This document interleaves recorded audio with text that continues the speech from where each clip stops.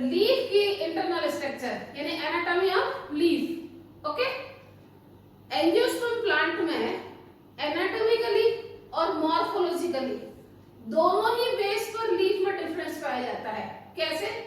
Monocot leaf और dicot leaf.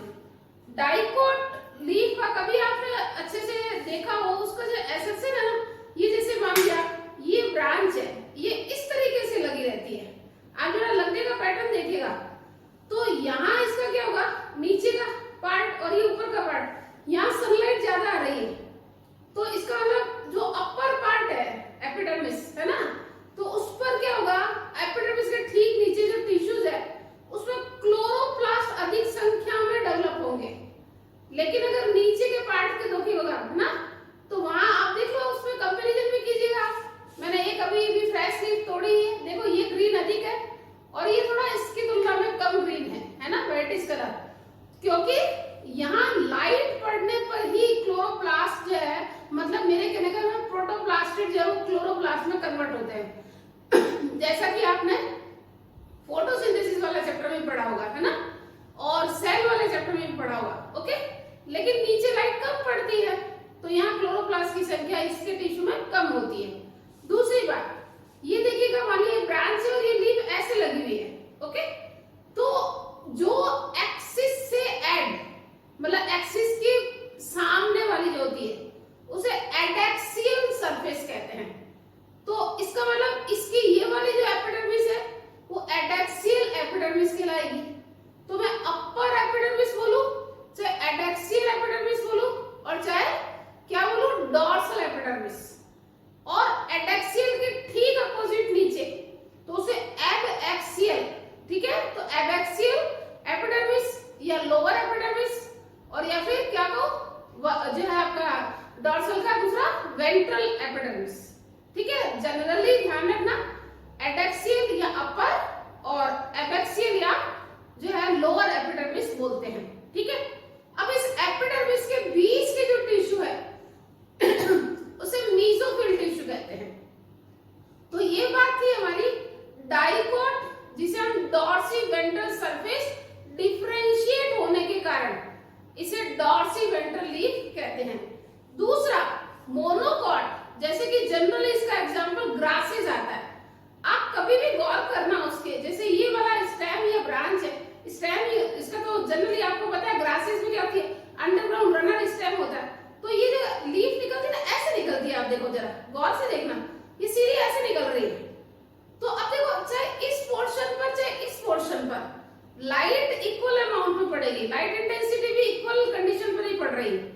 तो इसलिए इसकी इस और इस सरफेस पर ना तो मॉर्फोलॉजिकली ना एनाटॉमिकली कोई डिफरेंस होता है, इसलिए इसे आइसोबायलेटरल, मैंने केवल एक ब्रांच ही तोड़ी है। देखो देखो इधर देखो, मैं ऐसे लगाती हूँ, इधर मोनोकॉट लगा रही हूँ और इधर डाइकॉट लगा रही हूँ। आप खुद देख लो एसएसएम में अंतर है ना, और एसएसएम में अंतर है, इसका मतलब लाइट की ट्रैपिंग में अंतर है, और लाइट की ट्रैपिंग के कारण ही इसकी मॉर्फोलॉजिकल और एनाटॉमिकल एडेप्टेशन हो जाते हैं। ठीक है, तो मोस्ट ऑफ कैरेक्टर में तो सिमिलर होंगे लेकिन कुछ डिफरेंस भी होते हैं। तो आते हैं हम कि इस, ये तो मैंने अभी आउटर जो अपीयरेंस यानी कि उसकी मॉर्फोलॉजी की ही बात की थी। अब आते हैं कि एनाटॉमिकल फीचर या इंटरनल फीचर कैसे देखते हैं। तो जब हम इस लीफ का ऐसे देखो, ऐसे बीटीएस काटते हैं, इसको इस एंगल से काटेंगे और स्लाइड देखकर माइक्रोस्कोप से जब स्टडी करते हैं तो इसके मुख्य रूप से 3 स्ट्रक्चर दिखाई देते हैं, है ना। 3 स्ट्रक्चर में हम डिफरेंशिएट कर सकते हैं। कैसे? देखो, एपिडर्मिस ये और ये, है ना। अभी अपन ने लीफ बनाई, जैसे मैं ये यहाँ पे बनाती, एक छोटा सा पार्ट बनाती, ये देखो ये जैसे लीफ थी, है ना। तो ये एपिडर्मिस इधर की और पिछली सरफेस की, तो अपर एपिडर्मिस या एडेक्सियल एपिडर्मिस और लोअर एपिडर्मिस या लोअर एपिडर्मिस या एबएक्सियल एपिडर्मिस। ठीक है, तो ये देखो यहाँ लिख रखा है अपना एडेक्सियल एपिडर्मिस, या इसको क्या लिखेंगे अपर, और इसको क्या लिख रखा है एबैक्सियल एपिडर्मिस या लोअर एपिडर्मिस। तो चाहे वो मोनोकॉट की है और चाहे वो डाइकॉट की, डिफरेंस बाद में बात करूंगी, अभी मैं स्ट्रक्चर की बात कर रही हूँ। तो पहला यहाँ पे जो पार्ट क्या होगा,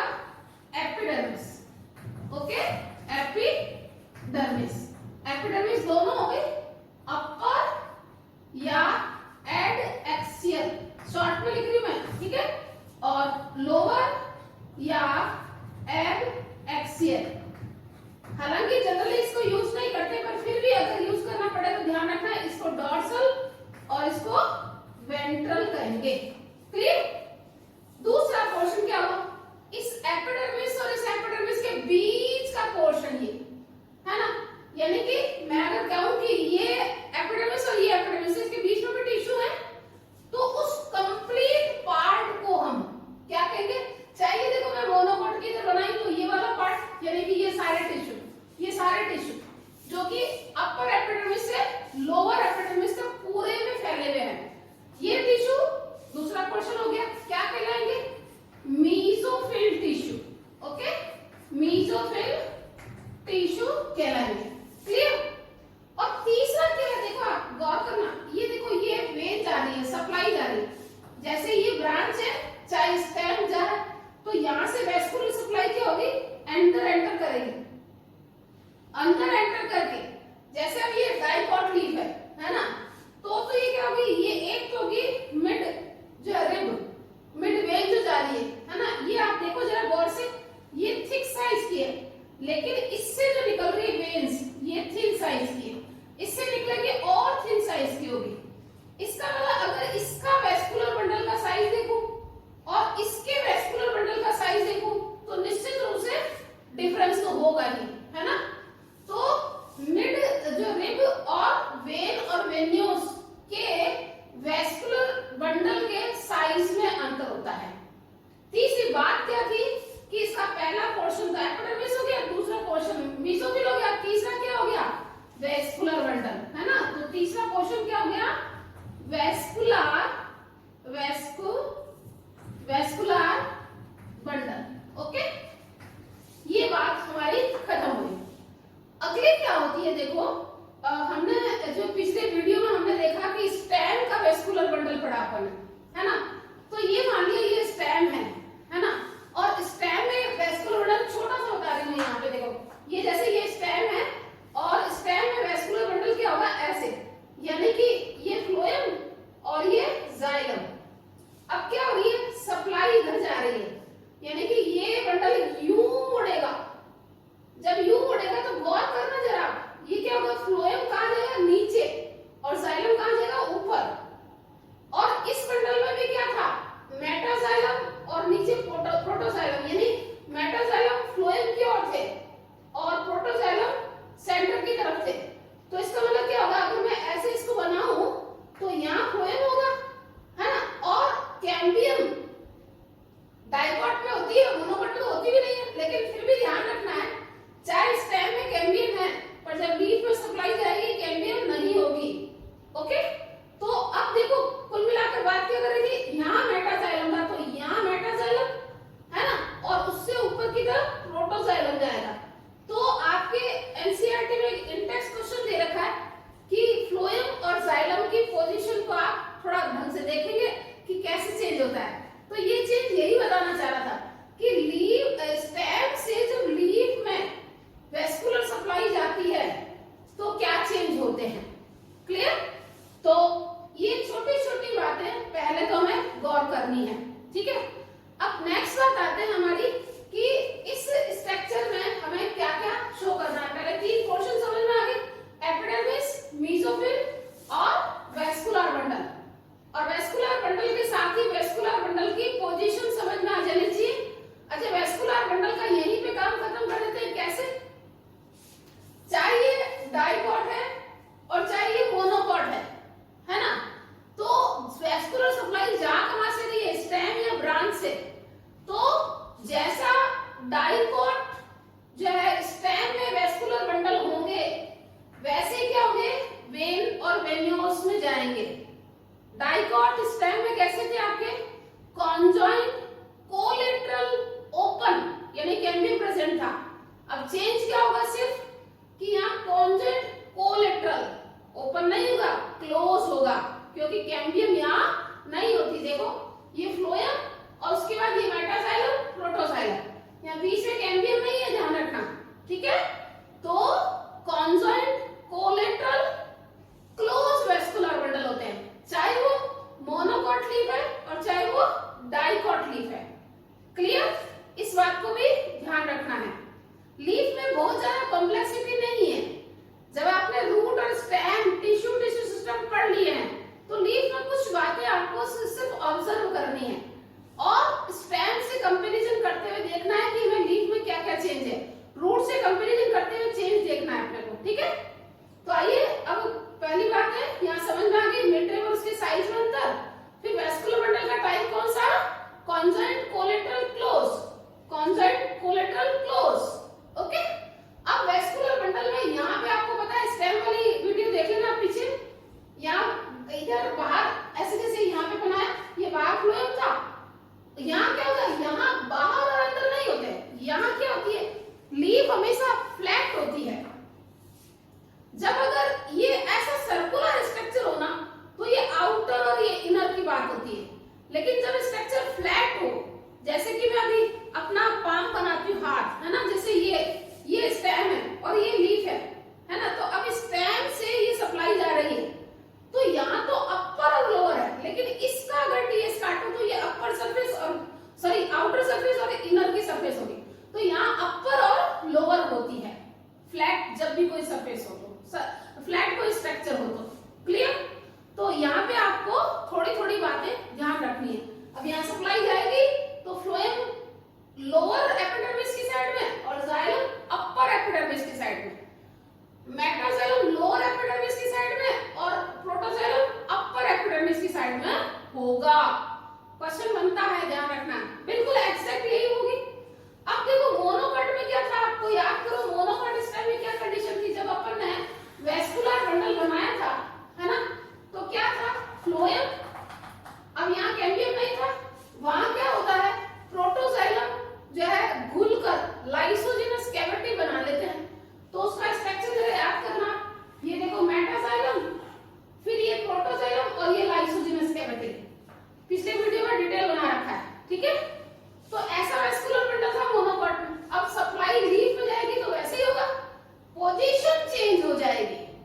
ये फ्लोएम एक्टोफ्लोइक कंडीशन थी, याद करो स्टेम में बताया था आपको, यहाँ फ्लोएम क्या हो जाएगा, नीचे की साइड में आ जाएगा, कहाँ, लोअर एपिडर्मिस की साइड में, और जाइलम अपर एपिडर्मिस की साइड में। लेकिन जाइलम की कंडीशन देख लो आप, वैसे ही देखो जैसे मेटाजाइलम, तो ये मेटाजाइलम ऊपर लिख रखा है मेटाजाइलम, ये प्रोटोजाइलम, तो देखिए ये प्रोटोजाइलम, और बाकी जाइलम क्या थे, लाइसोजिनस कैविटी बना लेते हैं क्योंकि ये लाइसिस हो जाते हैं, और वाटर कैविटी कहते हैं उसे, या लाइसोजिनस कैविटी कहते हैं, तो ये लाइसोजिनस कैविटी यहाँ बन गई। बस क्या हुआ, ये यहाँ बिल्कुल वैसे ही जैसे स्टेम अभी डाइकॉट बनाया था, यही स्टेम से वापस क्या हो गई, लीफ में वैस्कुलर सप्लाई गई, और लीफ में वैस्कुलर सप्लाई गई तो बिल्कुल एग्जैक्ट वही पोजीशन हुई। लेकिन मोनोकॉट में क्या होती है, डाइकॉट में तो वेन का साइज में अंतर था, मोनोकॉट में आपको पता है पैरेलल वेनेशन होता है, और जब पैरेलल वेनेशन होता है तो जो वेन का साइज लगभग एक सा ही होता है, इसलिए इसके वेन के साइज के सिमिलर होने के कारण वैस्कुलर बंडल के साइज में बहुत ज्यादा डिफरेंस नहीं आता। ठीक है, लेकिन मेरे कहने का मतलब लगभग समान साइज के होते हैं, लेकिन इस कॉन्सेप्ट को यहाँ ध्यान रखना है। ठीक है, ये एपिडर्मिस के कुछ कैरेक्टर, लीफ के एपिडर्मिस से ध्यान रखना, एपिडर्मिस हमेशा आउटर मोस्ट प्रोटेक्टिव लेयर होती है, चाहे वो रूट है, चाहे वो स्टेम है, चाहे लीफ है, या अदर चाहे पार्ट ऑफ द प्लांट है। ठीक है, फिर उसकी जो सेल होती है वो कैसी होती है, रेक्टेंगुलर या बैरल शेप होती है, जिसमें इंटरसेलुलर स्पेस नहीं पाए जाते, एब्सेंट होते हैं। इस एपिडर्मिस सेल के द्वारा ही कुछ वैक्सी सब्सटेंस सिक्रीट होते हैं जो क्यूटिकल फॉर्म करते हैं। तो क्यूटीन की या वैक्सी सब्सटेंस की एक लेयर यहाँ पे देखो डिपॉजिट हो जाती है, जो कि वाटर लॉस जो कि ट्रांसपिरेशन द्वारा होता है उसको प्रोटेक्ट करती, उससे प्रिवेंट करती है। और दूसरा, अगर कोई जर्म इन्फेक्शन हो तो एपिडर्मिस को उससे बचाए रखती है। क्लियर? तो क्यूटिकल के दो काम। फिर एपिडर्मिस सिंपल पैरेन्काइमेटस सेल है जिसमें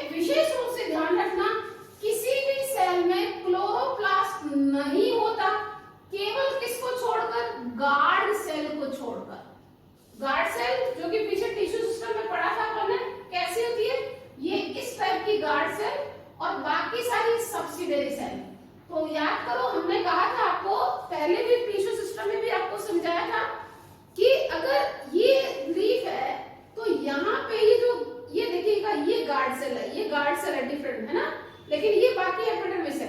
तो बाकी एपिडर्मल सेल में तो कोई भी जो है क्लोरोप्लास्ट नहीं होगा किसी में भी, लेकिन गार्ड सेल में क्लोरोप्लास्ट होता है।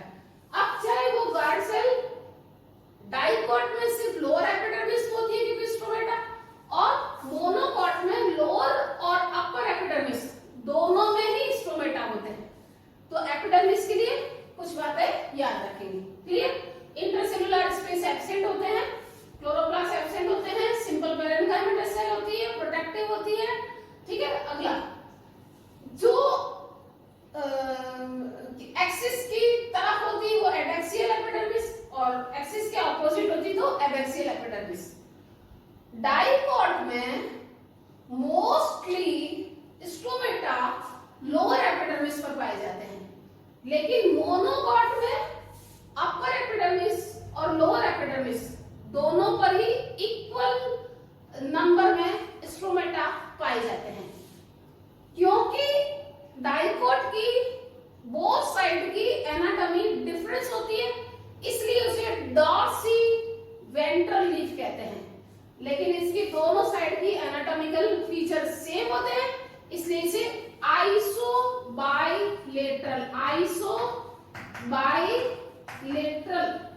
यानी कि दोनों साइड समान है। जबकि इसे क्या कहते हैं, डाइकोट को डॉर्सी वेंट्रल लीफ कहते हैं। क्लियर?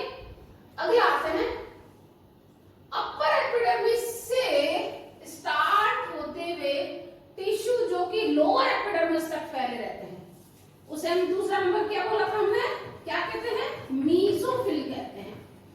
अब देखो यहाँ पर डिफरेंस आएगा, ध्यान रखना, मोनोकोट में एपिडर्मिस में मोनोकोट डायग्राम में डिफरेंस आएगा, ऐसे मीसोफिल में क्या आता है, डाइकोट लीफ जो होती है उसमें क्या होता है, जो अपर एपिडर्मिस से ठीक सटे हुए होते हैं, ठीक है, अपर एपिडर्मिस के ठीक सटे हुए जो मीसोफिल टिश्यू होते हैं वो एक तो वर्टिकली एक दूसरे से अरेंज रहते हैं, वर्टिकली और पैरेलली, एक तो वर्टिकल पोजीशन होते हैं और एक पैरेलली अरेंज होते हैं। तो इनका साइज जो है वो इलोंगेटेड होता है, वर्टिकल अरेंजमेंट होता है, पैरेलल एक दूसरे के अरेंज रहते हैं, जिनके बीच में इंटरसेलुलर स्पेस नहीं पाए जाते हैं, और इसमें क्लोरोप्लास्ट की संख्या नीचे वाले सेल की तुलना में अधिक होती है, और इन्हें हम क्या कहते हैं, पैलिसेड टिश्यू। ओके, क्या कहते हैं, पैलिसेड टिश्यू। अब पैलिसेड टिश्यूज के ठीक नीचे ओवल और राउंड शेप के टिश्यू जिनके बीच बीच में एयर स्पेस पाए जाते हैं, यानी कि इंटरसेलुलर स्पेस पाए जाते हैं। इन इंटरसेलुलर स्पेस सहित ओवल और राउंड टिश्यू जिसमें क्लोरोप्लास्ट भी प्रेजेंट होता है, जो कि लोअर एपिडर्मिस तक फैले रहते हैं, उन्हें हम क्या कहते हैं, स्पॉन्जी टिश्यू कहते हैं। ठीक है, तो ये इसका मतलब डाइकोट लीफ में स्पॉन्जी और पैलिसेड में डिफरेंशिएट मीसोफिल पाया जाता है, लेकिन मोनोकोट में आप डायग्राम में देखिए अपर एपिडर्मिस से लेकर लोअर एपिडर्मिस तक सभी के सभी टिश्यू ओवल या राउंड शेप के होते हैं, जिसमें क्लोरोप्लास्ट पाया जाता है। इंटरसेलुलर स्पेस इसकी तुलना में बहुत कम होता है, या तो हम एब्सेंट कहेंगे या बहुत लेस कंडीशन में पाया जाता है। तो इसका मतलब यहाँ मीसोफिल टिश्यू, मैं यहाँ लिख देती हूँ, मोनोकोट में मीसोफिल टिश्यू अनडिफरेंशिएटेड होता है, जबकि उधर क्या था, डिफरेंशिएटेड होता है। क्लियर? नेक्स्ट आते हैं मीसोफिल टिश्यू जो पैलिसेड टिश्यू होते हैं, उसमें क्लोरोप्लास्ट की संख्या अधिक और यहाँ क्लोरोप्लास्ट की संख्या कम होती है, लेकिन यहाँ के मीसोफिल टिश्यू में सभी में number of chloroplast equal number में पाए जाते हैं। क्लियर? तो ये था हमारा जो है मीसोफिल टिश्यू में डिफरेंस। अब मीसोफिल टिश्यू जो स्ट्रोमेटा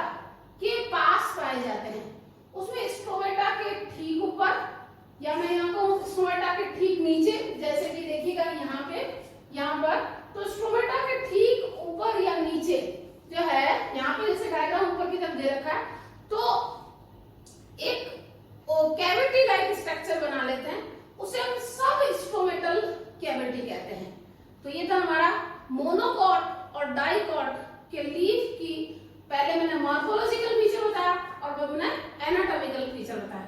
तो बेसिक डिफरेंस वापस फटाफट रिवाइज करती हूँ। पहले डॉर्सिवेंट्रल लीफ, दूसरा आइसोबाइलेटरल लीफ। ओके, यहाँ पे डॉर्सल और वेंट्रल सरफेस में डिफरेंस होता है, वहां डॉर्सल और वेंट्रल सरफेस में डिफरेंस नहीं होता है।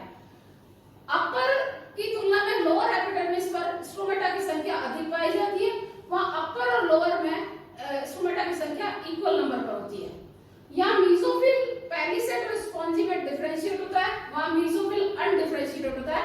लगभग सभी की सभी सेल कैसी होती है, ओवल और राउंड शेप की होती है। क्लियर?